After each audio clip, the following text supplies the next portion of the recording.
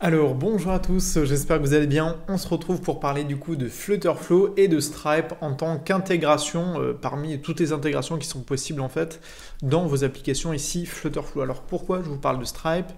Dans la vidéo précédente, je vous avais parlé en fait du projet là que j'ai développé, donc qui est une copie en fait d'Amazon que je développe en fait dans le cadre de la formation Flutterflow Excellence. Et je voulais revenir un peu sur les outils plus précisément qu'on utilise parce que je pense que pour vous d'avoir une démonstration de l'outil, pas de l'application, mais vraiment là des outils précis. Donc je pense à Stripe et à Algolia, dont je vous reparlerai dans la prochaine vidéo. Ça peut vous permettre en fait de comprendre vraiment tout le potentiel de ces outils de no-code qui permettent ici malgré tout de faire quand même des choses assez performantes. Et notamment ici quand on est vraiment sur du mobile, quand on est sur un vrai terminal en fait, c'est sûr que ici quand on est sur l'interface de Flutterflow et qu'on lance son application en test mode ici, on a en fait une interface qui ressemble à du web. En fait, on est sur une interface web et d'ailleurs tout ça est possible parce que à la base Flutter est capable de compiler pour au moins les trois plateformes, iOS, Android et la version web. Et donc en fait, à chaque fois qu'on est en test mode ici, ce qu'on va visualiser, c'est une version du coup web.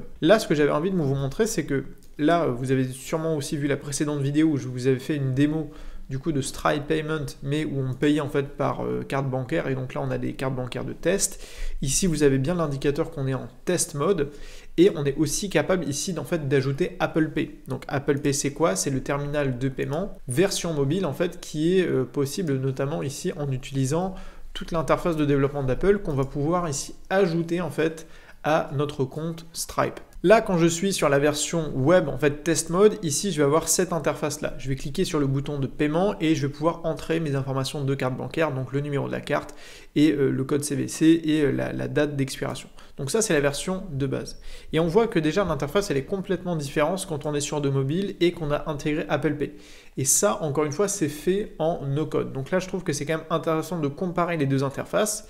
Et donc, quand je clique sur le bouton payer, là, j'ai l'équivalent vraiment de ce qu'on va retrouver notamment pour les achats intégrés. On a le montant. Ici, c'est le vendeur. Hein. Bon, j'ai mis le nom de mon compte Stripe. Et ici, d'ailleurs, j'ai des informations de carte bancaire de démonstration. Et vous avez également la gestion des adresses de facturation. Donc là, je peux effectuer un paiement. Et après, moi, ce que je fais, ça, c'est tout le processus de gestion en fait, des commandes de l'application Amazon que j'ai recréée. C'est que ici, je vais pouvoir stocker toutes les commandes que j'ai effectuées. Donc là, on vient de faire précisément cette commande-là. On peut recommencer avec un autre paiement et un autre produit de test ici. Par exemple, on peut modifier les quantités, place order, et à chaque fois, on va pouvoir avoir l'interface en fait de paiement ici de Apple Pay et donc de Stripe. Donc tout ça en fait, ce sont des packages à la base Flutter, donc que Stripe a développé, qui sont mis à disposition et qu'en fait, on va pouvoir réutiliser ici avec Flutterflow. Mais vous voyez déjà que l'interface entre une application web, une version web de notre application, c'est complètement différent. Et si vous voulez avoir aussi une idée de comment ça va se passer concrètement, ici, donc là j'ai le bouton de paiement. Alors il y a toute une suite d'actions, mais notamment ce qu'on va retrouver ici, c'est l'option ici, le bouton de paiement Stripe. Et tout simplement, en bas, on va être capable d'accepter ou non la fonctionnalité Apple Pay. Alors, j'ai pas encore fait la fonctionnalité Google Pay, mais il faut savoir que c'est tout à fait intégrable quand vous êtes dans les moyens de paiement ici de Stripe. En fait, vous avez toutes les solutions qui sont intégrables et manipulables. Et vous en avez également beaucoup plus. Encore une fois, quand on est sur du mobile, je trouve que c'est bien de rester avec des solutions assez simples. Là, en gros, vous allez permettre à vos utilisateurs de payer par carte bancaire et vous voyez qu'il y a aussi une gestion des sauvegardes en fait, des identifiants bancaires, enfin des coordonnées bancaires. Tout ça, ça va être géré finalement par l'environnement d'Apple et on a également la possibilité d'utiliser Apple Pay. Du coup, pour ceux qui se demanderaient pourquoi est-ce que je vous conseille d'utiliser Stripe dans une application. Encore une fois, là, c'est un exemple de e-commerce. On ne parle pas des achats intégrés. Pour les achats intégrés ici, vous avez un outil qui s'appelle Revenue Cat qui lui va vous permettre de gérer les achats intégrés. C'est quoi les achats intégrés contrairement à ce qu'on va utiliser ici? Là, on va faire des produits physiques. Donc on peut faire du e-commerce, on peut faire une méthode de livraison, etc. Dès que vous allez passer dans la catégorie des produits digitaux, ça peut être un e-book, ça peut être une formation en ligne, ça peut être n'importe quoi, un livre numérique. Tout ça, à partir du moment où c'est du numérique, en fait, il va falloir passer par les systèmes d'achat intégrés. Donc là, vous avez un des outils qui existe, donc c'est Revenue Cat. Et c'est un des outils dont je vous parle notamment dans la formation déjà Flutterflow Challenge, puisque je vous fais une démonstration vraiment assez simple de l'utilisation de cet outil. Mais il faut savoir que quand vous utilisez un outil comme Revenue Cat, qui va vous permettre en fait d'intégrer les méthodes de paiement ici d'iOS et d'Android, donc les achats intégrés d'Apple et de Google, et bien quand vous proposez votre application, encore une fois, en version web, ici, le moyen de paiement, eh bien, ça va se faire via Stripe.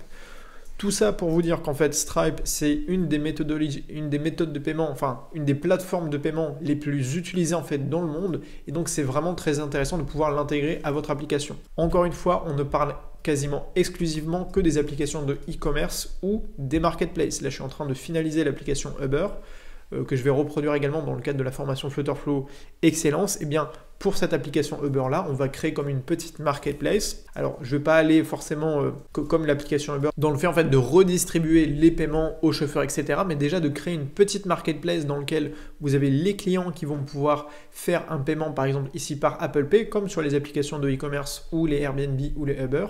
Et bien ça, c'est vraiment entre guillemets, relativement facilement intégrable avec Flutterflow. Alors je ne dis pas que c'est pas simple, vous avez toute une configuration ici de Stripe à faire depuis l'interface de Flutterflow. Il faut également configurer en fait les Cloud Functions de Firebase.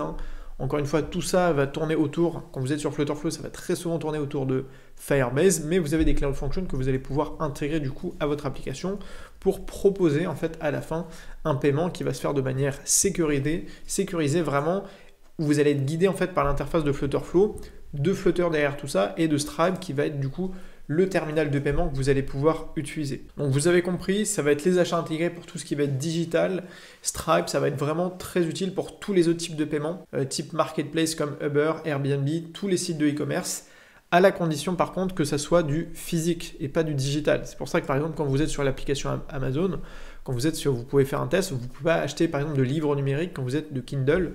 Quand vous êtes sur l'application iOS, vous ne pouvez pas acheter de livres audio directement, il faut passer par un système de crédit qui est donc un système un peu différent, mais vous ne pouvez pas acheter le contenu numérique sur les applications par exemple d'Amazon sur iOS, alors que vous pouvez le faire depuis Android. Pourquoi? Parce que Apple en fait va vous obliger en fait à passer par les méthodes d'achat intégré, sachant que la différence entre Apple Pay, entre plutôt Stripe et les systèmes d'achat intégrés ici, RevenueCat, c'est juste un système qui va vous permettre de rassembler tous vos achats intégrés, c'est que vous êtes taxé notamment à 30% par Apple. Et donc ça, c'est quand même quelque chose à prendre en compte. C'est pour ça que si on a la possibilité de l'éviter, eh bien on peut le faire. Ici, vous voyez un peu le concept. Les achats intégrés d'iOS, d'Android et en version web, tout est centralisé dans RevenueCat et ça va vous permettre en fait de stocker, de bien gérer en fait les abonnements de vos utilisateurs. Voilà du coup pour cette petite vidéo vraiment sur Stripe pour que vous compreniez bien pourquoi utiliser Stripe dans votre application, que ça reste quand même une très bonne opportunité, comme je le dis, pour les marketplaces et les applications de e-commerce. Une petite démonstration également, je trouve que c'est toujours bien d'avoir ça en tête, que l'interface quand même ici elle est hyper propre. On pourrait faire un test aussi avec l'interface de Google Pay quand on est sur du Android. Mais bref, tout ça c'est bien intégrable avec Flutterflow et je trouve que c'est un outil qui est vraiment très intéressant, que moi j'utilise de toute façon au quotidien. Et donc y compris pour du développement mobile, c'est très intéressant. Et j'avais pas l'habitude en fait de le conseiller quand je faisais du développement vraiment pur avec Flutter. J'avais déjà fait un tuto dans Flutter Evolution avec un package en fait qui était plus à jour en fait, et je conseillais en fait vraiment aux gens de passer en fait sur des outils comme RevenueCat pour faire à 100% des achats intégrés. Là, je suis revenu un petit peu sur ma position et je trouve que quand même là, l'interface qu'on a en permettant en fait à l'utilisateur de payer avec soit sa carte bleue directement, soit du Apple Pay, ça facilite énormément la rapidité d'utilisation. Et si vous êtes prestataire, ça peut ajouter énormément de valeur en fait à l'application que vous allez développer pour vos clients. Voilà du coup pour cette vidéo. Je vais vous en faire une autre sur Algolia parce que Algolia et Stripe, je considère que c'est un peu des outils assez complémentaires dans ce qu'ils vont vous permettre de faire comme fonctionnalité dans votre application. C'est des outils qui sont en fait très puissants, très complexes aussi. Il y a beaucoup de choses à faire dedans. Pour Stripe, là je vous ai fait la méthode simple, c'est Stripe Payment, mais en fait, il y a plein d'autres produits et services de Stripe qu'on appelle Stripe Connect, Stripe pour créer des marketplaces, pour vraiment redistribuer les paiements, par exemple, à plusieurs comptes Stripe. Par exemple, ça peut être des chauffeurs Uber, des vendeurs sur Airbnb, peu importe, mais toutes ces marketplaces-là, on va pouvoir en fait les créer en utilisant Stripe. Là, c'est vraiment l'exemple le plus simple qui est déjà, qui vous demandera un petit peu de travail pour tout mettre en place, mais qui va très très bien fonctionner. Du coup, je vous dis à très vite pour la prochaine vidéo du coup sur l'utilisation de Algolia avec Flutterflow. N'hésitez pas également à commencer le cours gratuit d'abord de Flutterflow Challenge. Continuer ensuite avec la formation Flutterflow Challenge avant de me rejoindre du coup dans la formation Flutterflow Excellence qui, vous l'avez compris, va commencer déjà en faisant en sorte que vous ayez besoin des bases déjà de Firebase, de Flutterflow et de toutes ces bases-là pour pouvoir commencer à recréer en fait avec moi des projets d'applications un petit peu plus complets comme Amazon, Uber et puis après on fera Instagram WhatsApp et TikTok. Moi, je vous dis donc à très vite sur la chaîne YouTube et sur le blog. Et surtout, n'oubliez pas de rêver très grand. Allez, salut!